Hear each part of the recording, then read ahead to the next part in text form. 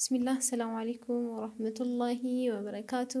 كبجمتو تداوتو تزار بودكاست بكجرت هندتي نجين كينيا براري اسن هاكك أو اسنين جتا ويتزار بودكاست داوتو جل قبدنيتي لايك شير قلتو أكهن إيران فني أسمعنا مورتان ماتي زار بودكاست ندين ماتي كين أكنفتاتن أفيرا سينفتاسي فنايتون زاد بودكاست زاد sagantaa kiyyaa seenaa garaagaraa irratti isiniif dabarsaa ture har'as seenaa adda ta'ee isiniif qabadhee dhiyaadhee jira. Seenaan kun seenaa yeroo bareedaa har'a irratti jechama tokkotu jira. Haqummaan eessa jira? Wayita jedhamu Umar du'ee jira bar haqummaan yookiin adliin sun Umarii waliin akka du'e jechama ittiin ibsamu hedduu jira.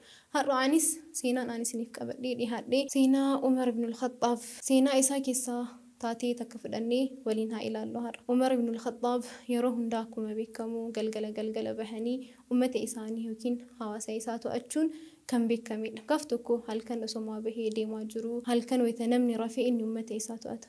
Wayita halkan kana keessa deemaa jiru jaartii takkaan walitti dhufa. Jaartii tana salaama gaafatee salaama erga gaafatee boodas Umariin maal jettaan Umarirraa maal beeyta jedhee gaafateen. Jaartiin tun Umar akkam akka inni fakkaatu hin beeytuun garuu maqaa isaa qofa beey. Wayita kana jaartiin tun illeen Umar rabbiin jazaa khayrii isaa hin kafaliin jettee deebisteef. Umarillee wayita kana rifatanii maaliif jedhee gaafateen. Bar inni erga mootummaa qabatee kaasee hanga har'a diinaarallee ta'ee dirhama wanta akkanaa kennee hin beeku jetteen. Umarillee wayita kana Umar bar waan atiin keessa jirtu yookiin haala atiin keessa jirtu hin beeku jedhee deebiseef. Subhaanallah bulchaa ummataa ta'a Umar akkamitti waa'ee ummata isaa ba'aa hanga dhihaatittiyyuu beekuu qaba jettee deebisteef jaartiin tun. Wayita kana Umar radiyallahu anhu ardaa imimmaan isaa dhangalaasee boohee akkana jedhan.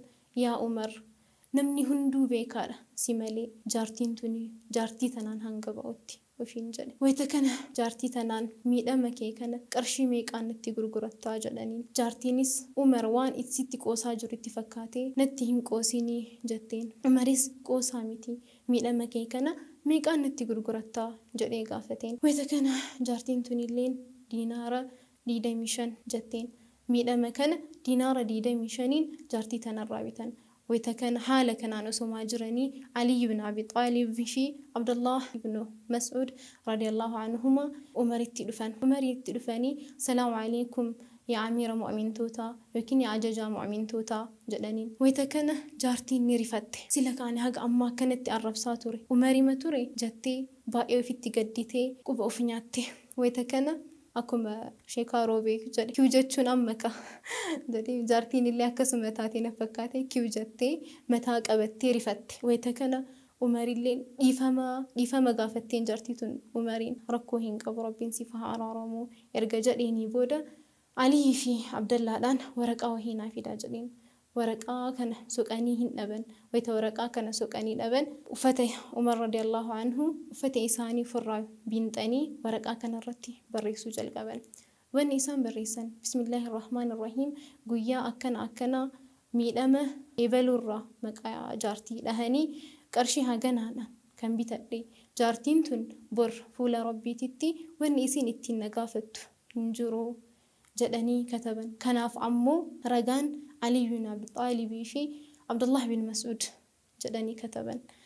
Manatti deebi'anii ilma isaaniitiin waraqaa kana gaafa an du'e kafana kiyya keessa kaahiitii waliin na awwaalii jedhaniin. Rabbiin bor waraqaa kanaan akka wal arguun jedhan Umar radiyallahu anhu wa arda. Taateedhaan Umar ibn al-Khattaab jiruu isaanii keessatti dabarsan baay'ee hoota'anillee garuu seenaa kanaa baay'ee waan ajaa'ibsiifadhee jaaladheef isiniifillee qooduu barbaade. Jarri wayita jiruu isaanii keessatti jannataan gammachiifaman hagana takka miidhamaa ofirraa sodaataa turan. Nuhoo har'a akkam jirru afaaniin nama baay'ee kadhaqqabnu gochaanillee nama baay'ee dhaqqabaa jirru akkam jirru of haalaallu. Jarru warri jannataan osoo jiranii jannataan gammachiifaman hagas takka sodaataa turan.